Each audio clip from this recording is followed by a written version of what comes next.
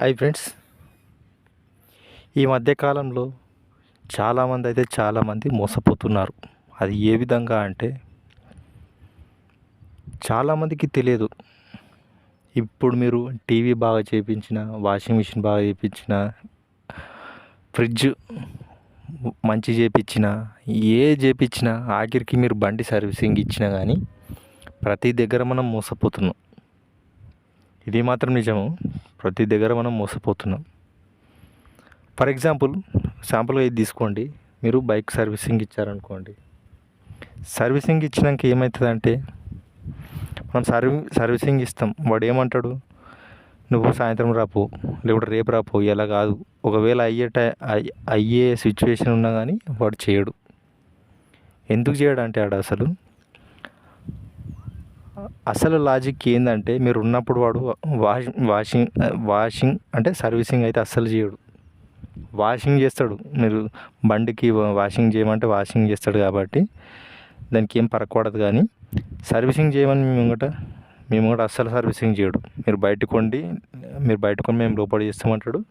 లేకుంటే సాయంత్రం రాపో మేము చేసి పెడతాము అంటారు. లేకుంటే రేపు రాపో మేము చేసి పెడతామంటారు. కానీ మీ ముంగట సర్వీసింగ్ అస్సలు చేయడు. ఒక్కోసారి మీరు అబ్జర్వేషన్ చేయండి. మీరు సర్వీసింగ్ ఇవ్వండి బండిని సర్వీసింగ్ ఇచ్చిన తర్వాత, మా బండిని సర్వీసింగ్ చెయ్యు, నాకు ఇప్పుడే కావాలి, అర్జెంటుగా కావాలంటాడు. వాడు చక్కగా పోయి మిమ్మల్ని అడ కూసపో అంటాడు. అడ కూసపో, కుర్చీలో కూసపోండి సార్, మేము చేసి పెడతాము అంటాడు. అదేవిధంగా లేకుంటే సాయంత్రం రాకపోతే నేను అప్పటికల్లా చేసి ఇస్తాను అంటాడు. మీరు అర్జెంట్ అని ఉండి మీరు ఆడ కూసపోండి అంటారు. కానీ నేను లోపలికి వచ్చి ఒకసారి చూస్తా అన్నారు అనుకోండి, ఒక మాట నుండి అట్లా పర్మిషన్ లేదు సార్, అది లేదు, మా యజమాని చూస్తే తిడతాడు అని అది సాకులు చెప్తాడు.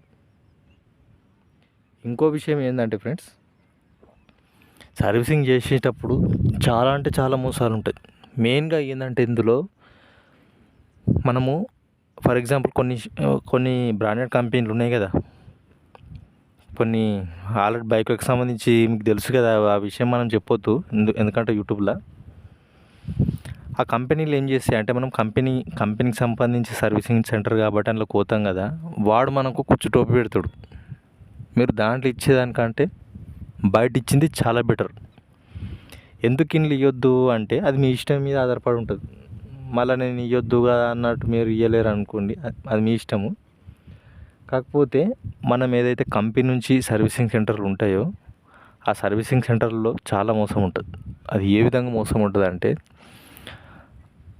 వాడు అందులో పార్ట్స్ అమర్చేటి కొన్ని ఉంటాయి. కొన్ని పార్ట్ అమర్చకున్నా కానీ అందులో ఫర్ ఎగ్జాంపుల్ ఇంజన్ ఏదైనా పార్ట్ మనం స్క్రూ మార్చాలి, లేకుంటే ఏదైనా గ్యాస్ కట్టు మార్చాలి, అది అన్నాడు అనుకో, వాడు మారవాడు. ఎందుకంటే వాడు కావాలని మన మీద బిల్లు కావాలని బిల్లు షీట్ మొత్తం బాగానే రాస్తాడు. కానీ అందులో మెటీరియల్ మాత్రం వేయడు. కొన్ని మంచిగా ఉన్నా కానీ మార్చేయమన్నట్టు రాస్తాడు. ఎందుకంటే మనం బయట అయితే మనం చూస్తాము, కానీ ఇంజన్లో మనం ఓపెన్ చేసి చూడలేము కదా. ఇంజన్ ప్రాబ్లం అంటాడు. ఇంజన్ ప్రాబ్లం మనం నిజమేనేమో అనుకొని ఇంజన్ బాగా చేయడానికే చూస్తాం. సరే చేయండి అమ్మా అంటాం. కాకపోతే వాడు కొన్ని పార్ట్స్ మాత్రం అందులో వేయడు. ఫర్ ఎగ్జాంపుల్ అందులో 2 పార్ట్ వేసిండు అనుకోండి. ఫర్ ఎగ్జాంపుల్ గ్యాస్ కట్టు, కొన్ని రకాల మెటీరియల్ ఉంటాయి, అది నాకు కూడా తెలియదు. ఏంటంటే కొన్ని రకాల మెటీరియల్ కొన్ని ఒకటో రెండో పార్ట్స్ వేస్తాడు, మిగతా మొత్తం పార్ట్స్ వేయకున్నా కానీ వేసినట్టు బిల్ పేపర్ రాస్తాడు. ఇంకోటి ఏంటంటే పెట్రోల్ మీరు బైక్ సర్వీసింగ్ ఇచ్చేటప్పుడు ఖచ్చితంగా పెట్రోల్ కూడా ఉంటుంది. వాడు మన దాంట్లోకైనా పెట్రోల్ నొక్కిపోతాడు. మళ్ళీ బయటకైనా మీ సరిపోకపోతే బయటకైనా లీటర్ పెట్రోల్ తెచ్చినా, 2 లీటర్ల పెట్రోల్ తెచ్చినా అని దాని బిల్లు వేస్తాడు. చూడండి ఫ్రెండ్స్, ఇదే కాదు ఇంకా చాలా ఎక్కువ అవుతాయి. నేను for example me servicing centre గురించి చెప్పిన, ఇలా ప్రతి దాంట్లో మీరు వాషింగ్ మిషన్ కానీ ఏ మిషన్ కానీ ఏదైనా ఇవ్వండి, కానీ ప్రతి దాంట్లో మోసం ఉంటుంది. వాడు వేసేది ఆటనా, మన దగ్గర వసూలు చేసేది ₹2 ₹5. అంటే ఫర్ ఎగ్జాంపుల్గా చెప్తున్నా, అంటే ₹10 సామాన్ వేసిండు అనుకోండి, ఫర్ ఎగ్జాంపుల్ ₹50-60 వసూలు చేస్తాడు. మళ్ళీ అది మెటీరియల్ ఛార్జ్ కలుపుకొని అవంతా కలుపుకొని మళ్ళీ 300-400 బిల్లు చేస్తాడు. ఇది చాలామందికి తెలియదు. చెప్తానేమో మీరేమో స్క్రిప్ట్ చేస్తారు వీడియో. అందుకోసమే నేను కొన్ని చెప్పకుండా ఉంటున్నా.